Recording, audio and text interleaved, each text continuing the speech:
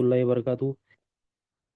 إن الله وملائكته يصلون على النبي يا أيها الذين آمنوا صلوا عليه وسلموا تسليما. اللهم صل على سيدنا محمد وعلى آل سيدنا محمد بارك وسلم. اللهم صل على سيدنا محمد وعلى آل سيدنا محمد بارك وسلم. اللهم صل على سيدنا محمد وعلى آل سيدنا محمد بارك وسلم.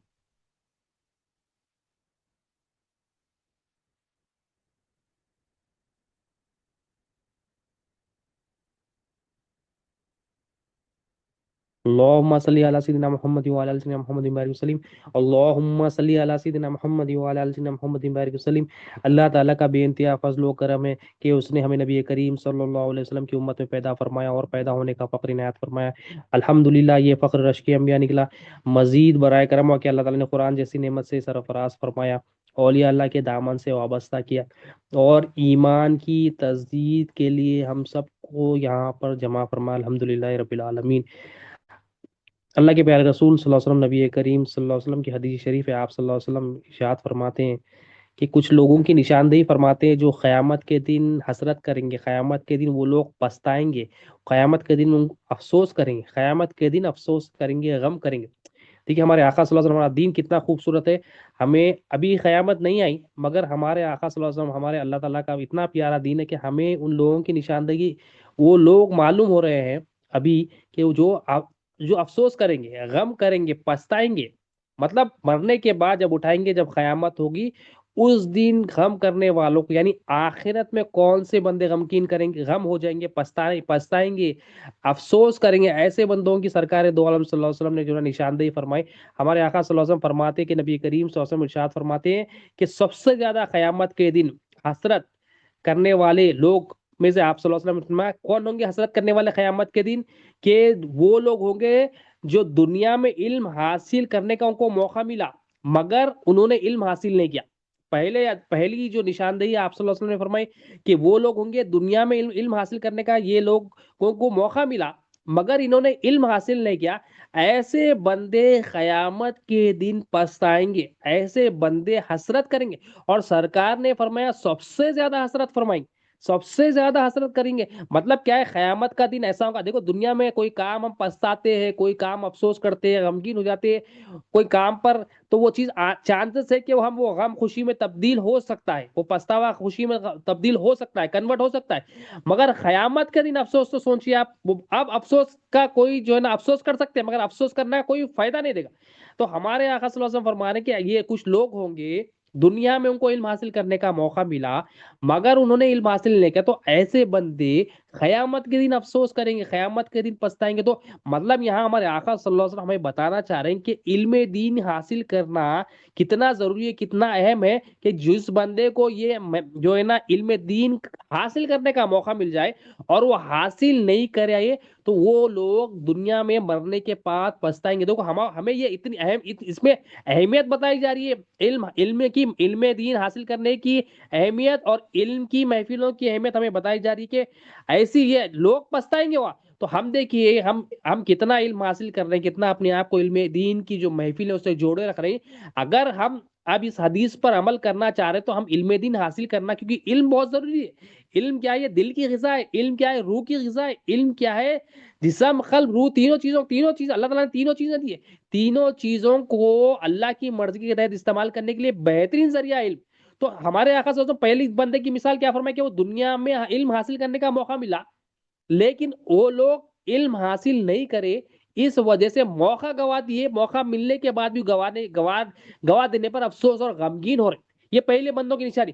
پھر ہمارے آقا صلی اللہ علیہ وسلم نے فرمایا اور کچھ بندے ایسے ہوں گے وہ بھی حسرت کریں گے. وہ کون ہوں گے, وہ علم تو حاصل کریں گے اور ان سے دوسرے لوگ بھی علم حاصل کریں گے, اور دوسرے لوگ جو علم حاصل کریں گے ان سے وہ فائدہ اٹھائیں گے. مگر یہ جو بندہ ہوگا جس سے یہ علم حاصل کریں گے وہ خود کیا ہے, وہ خود اپنے علم سے فائدہ نہیں اٹھائے گا, یعنی وہ خود علم کے مطابق عمل نہیں کرا ہے. یعنی یہ دوسرے بندے کو کون ہوں گے جو سب سے زیادہ پچھتائیں گے, سب سے زیادہ جو ہے نا آپ غمگین ہوں گے, سب سے زیادہ افسوس کریں گے. یہ وہ لوگ ہوں گے یہ علم حاصل کریں گے اور دوسرے لوگ ان سے علم کا فائدہ تو اٹھائیں گے مگر یہ خود علم حاصل کرنے کے بعد علم پر عمل نہیں کریں گے، اس جو نا علم سے جو فائدہ اٹھانا نہیں پڑے گا، یعنی علم کے مطابق عمل نہیں کریں تو دونوں چیزوں میں علم کی اہمیت بتائی جا رہی ہے کہ ہمارے آقا فرما رہے کہ حسرت والے وہ لوگ ہیں، پچھتانے والے لوگ ہیں جو علم حاصل نہیں کرے، اور پچھتانے والے لوگوں میں وہ لوگ ہیں جو علم حاصل تو کرے مگر اس کے مطابق عمل نہیں کرے۔ یعنی علم حاصل بھی کرنا ہے، علم لوگوں تک پہنچانا بھی ہے، سب سے پہلے اپنے آپ تک، اپنے آپ کو نہیں بھولنا، سب سے پہلے اپنے آپ کو رکھنا ہے، اور پھر تیسری چیز اس پر عمل بھی کرنا ہے۔ تو یہ تینوں چیزیں ضروری ہے، کیونکہ یہ تینوں چیزیں ہمارے پاس ہوگی، کیونکہ علم ایسی چیز ہے، علم ہمیشہ دنیا میں بھی کام آتا، آخرت میں بھی کام آتا، کہ یہی علم کیا ہے؟ اب مثال کے طور پر یہ جو مصیبتیں ہمارے پاس آتی ہے، پریشانیاں ہمارے پاس آتی ہے، علم نہیں ہونے سے کیا ہوتا ہے؟ بندہ کیا کرتا ہے؟ مصیبت آنے پر، پریشانی آنے پر اور پریشان ہو جاتا، اور پریشان، اتنا پریشان ہو جاتا، کبھی کبھی جو ہے نا کفرانے کلمات جو ہے نا بولنے لگتا، کبھی کبھی کفر اس سے ظاہر ہو جاتا، اور خدا نہ خواستہ اس پر مر گیا وہ، تو وہ کافر اور مشرک مرتا۔ علم نہیں ہونے کی وجہ سے کیا ہوتا ہے؟ بندہ کیا شکایتیں کرتا، شکوے کرتا، بعض بندے تو کیا کرتے ہیں ہمارے ساتھی مطلب ایسے کفریہ کلمات کہ اپنی تقدیر پر جو ایمان رکھنا ہے وہ ایمان نہیں رکھتے، وہ لوگ کفر کرنے لگتے ہیں۔ کیسا بولتے ہیں کہ یہ میرے ساتھی ہونا تھا کیا؟ میچ ملا تھا کیا اللہ تعالیٰ کو؟ میرے گھر والوں کے ساتھ ہی ہونا تھا کیا؟ میں اتنی پوری کائنات میں اتنے ملینس میں اللہ تعالیٰ میرے کو چنے تھے کیا؟ میں کو کہیں کرا ہوں گا ایسا؟ تو یہ جو ہم زبانوں سے جو ہم اظہار کرتے ہیں، بظاہر تو یہ ہلکے پھلکے لگتے ہیں، مگر علم نہیں ہونے کی وجہ سے، علم نہیں ہوگا تو کیا ہو؟ ایمان نہیں آتا، علم نہیں ہونے سے کیا ہوتا؟ یقین نہیں آتا، علم نہیں ہونے سے کیا ہوتا؟ دل صاف نہیں ہوتا، جب دل صاف نہیں ہوتا، یقین نہیں ہوتا، ایمان نہیں ہوتا، ہماری زبان سے جو کچھ یا جو چاہے ہم بول دیتے، جو چاہے بول دیتے۔ اللہ ہمارا حاجت روا ہے، اللہ ہمارا مالک ہے، اللہ تعالیٰ ہمارا رازق ہے، ہماری بہتری کیا ہے اللہ تعالیٰ کے سوا کسی کو نہیں معلوم، کیونکہ وہ ہمیں پیدا کرنے والا ہے، وہ ہمیں رزق دینے والا ہے، وہ ہر آن ہمارے ساتھ ہماری حاجت کو پوری کرنے والا ہے، اور موت دینے والا بھی وہی ہے۔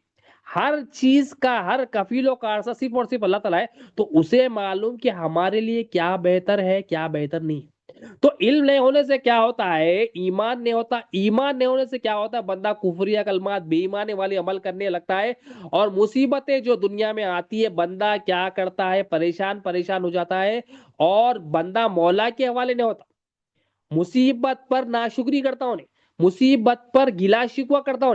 اب یہ ہم جو مصیبتیں آتی ہے، پریشانیاں آتی ہے، گلا شکوہ کیوں کرتے؟ اسی لیے کرتے کہ ہمارے اندر ایمان نکل جاتا، ہمارے اندر ایمان نہیں رہتا، ہمارے اندر علم دین نہیں رہتا، ہمارے اندر رب کی پہچان نہیں رہتی، ہمارے اندر رب کی مرضی کی پہچان رہتی۔ اب یہ رب کی پہچان، رب کی مرضی کیا علم نہیں ہونے کی وجہ سے ہماری زبان نفس کے حوالے ہو جاتی ہے، کیونکہ نفس پاک نہیں ہوتا ہے علم دین حاصل کرنے سے، نہیں حاصل کرنے سے یہ ناپاک ہو جاتا ہے۔ جب یہ ناپاک ہو جاتا ہے تو یہ زبان، یہ اعضاء جوارح نفس کے حوالے ہوتے، جب یہ زبان، یہ اعضاء جوارح نفس کے حوالے ہو جاتے ہیں تو یہ کفر کرنے لگتے ہیں، نفاق کرنے لگتے ہیں، اعمال سے اس کا اظہار ہوتا ہے۔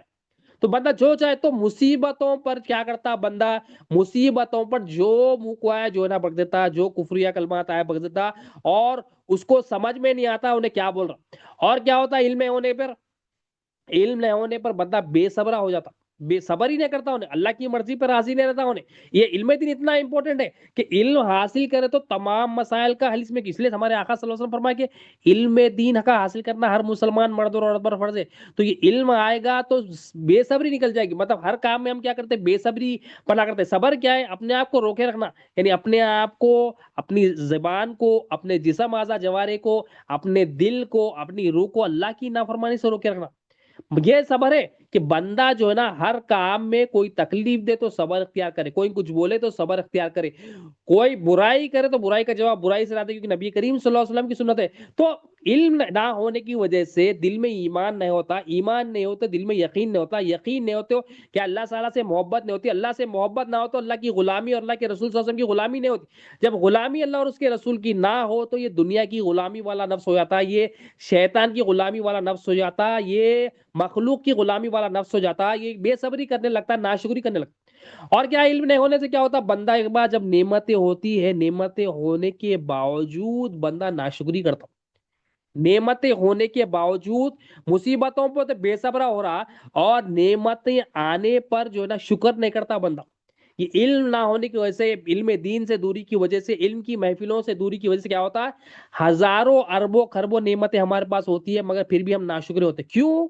کیونکہ علم سے دوری ہے، ہمارے ایمان سے دوری ہے۔ ایمان آئے گا علم سے، اور ایمان کیا ہے؟ سرکار دو عالم صلی اللہ علیہ وسلم نے ارشاد فرمایا الایمان هو الیقین، ایمان یقین کا نام ہے۔ ایمان کیا لانا ہے؟ اللہ ہمارا حاجت روا ہے۔ ایمان کیا لانا ہے؟ اللہ ہی ہمارا حاجت روا ہے۔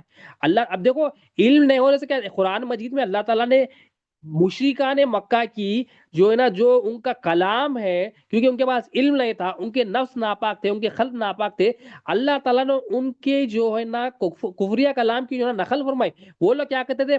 نبی کریم صلی اللہ علیہ وسلم نے ان کو دعوت دی، دین کی کلمہ طیبہ پیش کیا کہ دیکھو لا الہ الا اللہ محمد رسول اللہ، یہ کلمہ ہے، یہ کلمے کو قبول کر لو۔ کیا ہے کلمے کا مطلب؟ کیا ہے کہ کوئی مخلوق حاجت روا نہیں ہے، صرف اور صرف اللہ حاجت روا ہے۔ جب یہ مشرکان مکہ کو پیش کیے تو وہ لوگ کہنے لگے ارے کتنی عجیب بات ہے، کیسی عجیب بات ہے، کتنی عجیب بات ہے کہ اتنے سارے الہ ہونے کے علاوہ ایک الہ، مطلب اتنے سارے حاجت روا ہے، اتنی ساری مخلوق ہے، آسمان کی مخلوق ہے، زمین کی مخلوق ہے، اتنی ساری اللہ تعالیٰ کی کریشن ہے، تو اس کا ایک الہ کیسا ہو سکتا؟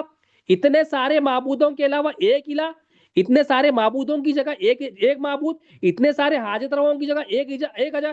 سرکار دو عالم صلی اللہ علیہ وسلم نے ان کو سمجھایا کہ دیکھو ایک ہی حاجت روا ہے، اتنے سارے حاجت روا نہیں ہوتے، کائنات کو چلانے والا صرف اور صرف ایک ہی ہے، کائنات کو چلانے والا ایک ہی حاجت روا ہے۔ تو وہ لوگ کہنے لگے کتنی عجیب بات ہے، قرآن میں سورہ نمبر 38 آیت نمبر 5 میں فرما رہے اللہ تعالیٰ کہ کیا کیا اتنے معبودوں کی جگہ ایک ہی معبود بنا دیا؟ تو وہ کفار، وہ مشرکین کی بولی اللہ تعالیٰ فرما رہے، مطلب اتنے معبودوں کی جگہ ایک، مطلب وہ بت پرستی کرتے تھے، کئی ساروں کی بت پرستی، ایک کھانے کا بت تھا، ان کا پانی کا بت تھا، ایک کا چلنے کا بت تھا، ایک جو ہے نا بے شمار قسم کے ان کے پاس بت تھے، تو ایک ایک کا بت ان کے پاس تھا۔ سرکار نے فرمایا دیکھو یہ بت پرستی نہیں کرو، اللہ ہی حاجت روا ہے، ایک ہی حاجت روا ہے، ایک ہی لائے، کوئی حاجت روا نہیں ہے۔ تو ہمارے آقا جب پیش کرے تو وہ فرمانے لگے اجعل الالہۃ الہ واحدہ ان ھذا لشیء عجاب، کہ کتنی عجیب بات ہے محمد بن عبداللہ صلی اللہ علیہ وسلم، اتنے سارے معبودوں کی جگہ ایک ہی معبود، اتنے سارے حاجت روا کی جگہ ایک ہی حاجت روا۔ یعنی دیکھیے آپ، یہ جو بولی وہ لوگ مشرکان مکہ کرے، آج بھی ہم کرتے، وہ لوگ تعجب کرے، وہ لوگ جب ان کو بات، کیونکہ ان کے پاس علم نہیں تھا، کیونکہ ان کے دل پاک نہیں تھے، ان کا نفس پاک نہیں تھا، تو وہ لوگ تعجب فرمائے کہ ایک حاجت روا کیسا ہو سکتا ہے؟ اتنی مخلوق ہے، اتنا بڑا آسمان ہے، اتنی بڑی زمین ہے، چرند ہے، پرند ہے، درند ہے، انسان ہے، حیوان ہے، نباتات ہے، جمادات ہے، اتنی ساری مخلوق کا ایک حاجت روا کیسا ہوتا ہے؟ تعجب فرمائے اجعل الہۃ الہ واحدہ ان ھذا لشیء عجاب، عجیب بات کہتے ہیں آپ، عجیب بات کہتے ہیں محمد صلی اللہ علیہ وسلم۔ تو وہ تعجب کو اللہ تعالیٰ قرآن میں نقل فرمائے، اور مسلمان کا بھی آج یہ تعجب کر رہا، مسلمان بھی، اور یہ کلام جو ہے قرآن کا قیامت تک رہے گا۔ آج یہ سیم جو ہے نا عرب کے لوگ جو کیفیت بیان کرے، جو عجیب بات کی جو ہے نا تصدیق کرے، جو ذکر فرمائے، جو کلام فرمائے، مسلمان بھی یہی بولتا ارے نماز پڑھ لیے ہوتا کیا، زبان جو نا ذکر کرے تو ہوتا کیا، اللہ اللہ بول کے بولتے بولتے ہو جاتا کیا، کوئی بھی کام مسلمان کو بولا آج کیا بولتا، ارے بھائی اللہ اللہ بولے تو ہوتا کیا، ذکر کرے تو ہوتا کیا، نماز پڑھے تو کیا تھا، محفلوں میں گئے تو ہوتا کیا، بولنے کے بات ہے بھائی، اللہ اللہ بولنا ہے، مطلب وہاں پر کیا تھا، مشرکان مکہ کیا تھا، ان کا ظاہر اور باطن گندے کفریہ کلمات میں ایک تھا۔ ہم مسلمان کلمہ زبان سے پڑھ رہا کہ کوئی حاجت روا نہیں اللہ، مگر اس کا دل اور اس کا عمل یہ بتا رہا ہے او بھائی اللہ اللہ تو بولنا ہی چاہیے، مگر یہ کام بھی کرنا ہے، کام نہیں کرے تو کیسا، مطلب جاب کے لیے کوشش کرے نہ کیسا، بزنس نہیں کرے تو کیسا، جو ہے نا یہ کام نہیں کرے تو کیسا۔ تو بندہ کیا ہے، وہی بولی جو ہم عرب کے لوگ بولتے تھے 1400 سال پہلے، مسلمان بھی بول رہا کہ میرا کل کا کیسا ہوگا، ہوتا کیا، بولے تو ہوتا کیا، عبادت کرے تو ہوتا کیا، نماز پڑھے تو ہوتا کیا، یعنی وہ اللہ تعالیٰ کی الوہیت پر سوال کر رہا، اللہ تعالیٰ کی الوہیت پر سوال کر رہا، اللہ حاجت روا ہے، زبان سے تو پورا، مگر اس کا دل نہیں مان رہا۔ حالانکہ ہماری حالت کیا تھی، ہمارے پاس، ہم جب ماں کے پیٹ میں تھے، ہم ماں کے پیٹ میں تھے تو نہ ہمارے پاس ویزا تھا، نہ ہمارے پاس پاسپورٹ تھا، نہ ہمارے پاس کوئی کنٹری کا جو ہے نا پی آر تھا، کچھ بھی ہمارے پاس نہیں تھا، نہ ہمارے پاس بنگلہ تھا، مگر اللہ تعالیٰ ہمارا کیسا حاجت روا تھا، کچھ بھی ہمارے پاس سپورٹ نہیں تھا، اللہ ہی حاجت روا تھا۔ ایک پانی کے خطرے سے اللہ تعالیٰ اپنے جو ہے نا جمال کا، اپنے کمال کا، اتنے خطرے سے اللہ تعالیٰ اپنی جو ہے نا الوہیت کے جلووں کو جو ہے نا ظاہر فرمایا، اتنے پانی خطرے سے ایک بنا اتنی بہترین مخلوق کو تیار کیا، ہمارا حاجت روا پیٹ میں ماں کے رہتے خود بھی تھا, ماں کے پیٹ میں ہونے سے پہلے بھی تھا, ماں کے پیٹ سے نکلنے خود بھی تھا, اور زندگی بھر جو ہماری حاجتیں پوری کر رہا ہے صرف اور صرف اللہ تعالیٰ. تو یہ تعلیمات ہمارے آقا صلی اللہ علیہ وسلم نے ہمیں دی ہے. ہم کیا بول رہے ہیں, زبان سے تو بول رہے ہیں اللہ ہمارا مالک ہے, اللہ ہمارا رازق ہے, مگر ہمارے دل میں بات یہ نہیں اتری. ہمارا زبان بول رہا ہے اللہ مالک ہے, مگر دل میں کیا ہے, ہاں اس سے میں پل رہا ہوں, اس سے میں جو ہے نا میرے پیسوں سے پل رہا ہوں, نوکری رہی تو چلتا, بزنس رہی تو چلتا, بغیر ان کے کوئی گزارا نہیں, دنیا کو دکھانا پڑتا بھائی. تو یہ بندہ ہے, یہ کر کے کیا کر رہا, اس کی زبان تو ایک ہے, کلمہ تو پڑھ رہا زبان سے, اسی اور دل میں کیا کر رہا, دل میں کلمے کے خلاف اس کا عمل ہو رہا. دل میں کیا ہے اس کے, وہاں مشرکان مکہ کعبۃ اللہ میں کیا تھے, 360 بت تھے, مگر مسلمان کے دل میں کیا ہے, ہزاروں بت رکھ لیا انہیں. سامنے ہٹ گئے تو بت پرستی نہیں ہٹتی, مگر اصل بت کیا رہتے, ہمارے آقا صلی اللہ علیہ وسلم نے اصل بت کہاں سے نکالے, صحابہ کرام سے ایمان لانے سے پہلے ان کے دلوں سے نکالے. ان کے دل میں جو بت بیٹھ گئے تھے, میں کا بت, میں کچھ ہوں, میری وجہ سے کام ہو رہا ہے, میں یہ گھر کا کام کر رہا ہوں, میں دو رشتے داروں کا کام کر رہا ہوں, میں اس کی پرورش کر رہا ہوں, میرا کام جو میں خود کر لے سکتا ہوں, میری جو ہے نا کام بزنس سے ہو رہی تھی. تو جو ان کے اندر میں کا بت تھا وہ ہمارے آقا صلی اللہ علیہ وسلم نے نکالا. تو وہ علم ہم حاصل کرنا جس سے ہمارے اندر جو بت ہے, جو میں کا بت ہے, اس کا بت, اس کا بت, مخلوق کا بت, بت پرستی, نفس پرستی, شیطان پرستی جو ہمارے اندر آ گئی, وہ ہم علم دین اولیاء اللہ کے پاس جا کے حاصل کرنا, جس سے ہمارے اندر یہ تمام جو نا باطل پرست باطل کی جو نا باطل پرستی جو ہم کر رہے ہیں, اپنے آپ کی ہو یا لوگوں کی ہو, یہ ہمارے اندر سے نکلے. کیونکہ علم نہیں ہونے سے کیا ہوتا ہے, بندے کے جو خیالات ہے, بندے کے جو سوچ ہے, وہ جو نا خراب ہو جاتی. سوچ کیا, خیال کیا, کہ جو اللہ حاجت روا ہے بولنے کا, وہ مخلوق حاجت روا ہے بولتا ہوں. مخلوق کے اور مخلوق کے سامنے عاجزی کرتا, انکساری کرتا, گڑ گڑاتا, اپنے آپ کو بیچ دے کے آتا ہوں, اپنے آپ کو جو نا گرا دے کے آتا مخلوق کے ساتھ. حالانکہ ہمیں عاجزی انکساری کس کے سامنے کرنی ہے, اللہ تعالیٰ کے سامنے کرنی. تو جس کی عبادت ہوتی ہے اس کے سامنے عاجزی ہوتی ہے, جس کی عبادت ہوتی ہے اس کے سامنے انکساری کرتی. تو ہمارے آقا صلی اللہ علیہ وسلم فرما رہے ہیں کہ علم دین, اس میں اہمیت بتائی جا رہی ہے کہ علم حاصل نہیں کرنے والا, علم کی محفل ملنے کے بعد یہ لوگ بچتائیں گے, اور علم کے مطابق عمل کرنے نہیں کرنے والے بھی پچھتائیں گے. تو اللہ تعالیٰ سے ہم دعا کرنا کہ اللہ ہمیں علم بھی عطا کر, علم کے مطابق عمل کرنے والا بھی بنا, اور علم کے مطابق عمل جو کر رہا ہے اس میں اخلاص بھی عطا کر رہا ہے. اللہ تعالیٰ سے دعا کرنا ہے, اور ہم یہ بھی دعا کرنا اللہ تعالیٰ ہمیں مرنے کے بعد, مرنے سے پہلے بھی پچھتائے اور مرنے کے بعد بھی خبر میں آخرت کی ہر منزل میں جو ہم پچھتانا ہے اس سے ہمیں اس سے ہم پناہ مانگ لیں اللہ تعالیٰ کی, کہ ہم پچھتانے سے جو نا بچ جائے, ہماری ہر منزل آسان ہو جائے, ہمارا ہر کام دنیا میں بھی آسان ہو جائے, آخرت میں. مین کام تو آخرت کا کام. تو آخرت میں کامیابی کا کیا دار و مدار, ایمان ہے, اور ایمان آئے گا علم دین سے. ایمان تو یہ جو مشرکان مکہ کی بولی ہم آج بھی بول رہے ہیں. اور نبی کریم صلی اللہ علیہ وسلم جو ہے نا, آپ صلی اللہ علیہ وسلم کی بارگاہ میں ایک صحابی رسول آتے عرض کرتے, یا رسول اللہ علیہ وسلم مجھے کچھ نصیحت فرمائیے.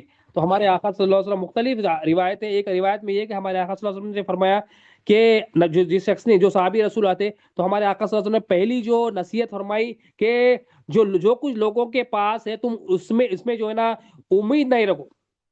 لوگوں کے پاس جو کچھ ہے اس میں جو نا کچھ بھی امید نہ رکھو. مطلب ہماری کیا ہوتی ہے, ہم جو لوگوں کو دیکھتے ہیں, ہماری جو نا اکثریت کا یہ ہو گیا ہے کہ علم نہیں ہونے کی وجہ سے کیا ہوتا ہے, لوگوں کے پاس جو چیزیں ہوتی ہیں اس کی امیدیں ہوتی ہیں, لوگوں سے بھی امیدیں ہوتی ہے, لوگوں کے پاس جو ہے اس چیزیں ہوتی ہیں اس کی بھی.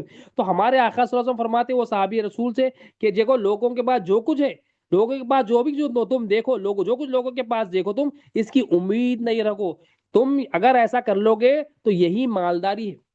حدیث کا مفہوم ہے مالداری کیا ہے, لوگوں کے پاس جو کچھ ہے سے بے نیاز ہو جانا, یعنی نظر ان کے پاس نہیں ہونا, دل کیا ہونا, اگر نظر قریبی تو دل میں یہ ہونا کہ اس کو دینے والا اللہ تعالیٰ ہے, مگر اس کی چاہت, اس کی امید, اس کی لالچ ہمارے دل میں نہیں رہا.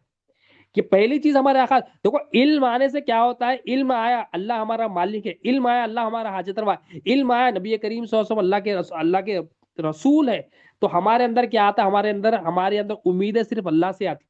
اب مخلوق حاجت روا ہے, مخلوق کما رہی ہے, مخلوق جو ہے نا کام کر رہی ہے, مخلوق یہ فلاں جو ہے نا دوست کر دیتا, فلاں بھائی کر دیتا, فلاں رشتے دار کر دیتا, فلاں جو ہے نا میرا بزنس مین دوست کر دیتا, فلاں ویزا کر دیتا, فلاں کریڈٹ کارڈ کر دیتا. اب یہ جو ہمارے اندر امیدیں آئی کہ فلاں فلاں چیزوں سے ہمارے کام بن جاتے, یہ ہمارے اندر علم نہیں ہونے کی وجہ سے, دل کی ناپاکی کی وجہ سے. اب یہ علم آئے گا تو ایمان آئے گا, ایمان آئے گا تو دل پاک ہوگا, دل پاک ہوگا تو بندہ امیدیں صرف اور صرف اللہ تعالیٰ سے کرے. تو امیدیں کب اللہ تعالیٰ سے ہوگی؟ علم آنے سے۔ علم کیا آنا؟ فعلم انہ لا الہ الا اللہ، کلمے کا علم آنا، لا الہ الا اللہ محمد رسول اللہ صلی اللہ علیہ وسلم، کہ کوئی حاجت روا نہیں ہے صرف اور صرف اللہ حاجت روا ہے۔ تو اپنے آپ کی پہچان کا علم آنا، مولا کی پہچان کا علم۔ جب ہم اپنے آپ کی پہچان کا علم حاصل کر لیں گے، اپنے آپ کو پہچان لیں گے، علم آ جائے گا، جب اپنے آپ کا علم آ جائے گا، اپنے آپ کا ایمان آ جائے گا، تو مولا آٹومیٹکلی اپنی پہچان میں دیکھ۔ اپنے آپ کی پہچان کا علم کیا ہے؟ کہ ہم محتاج ہیں، ہم حاجت مند ہیں، ہم ضرورت مند، ہماری تمام حاجت اللہ سے پوری۔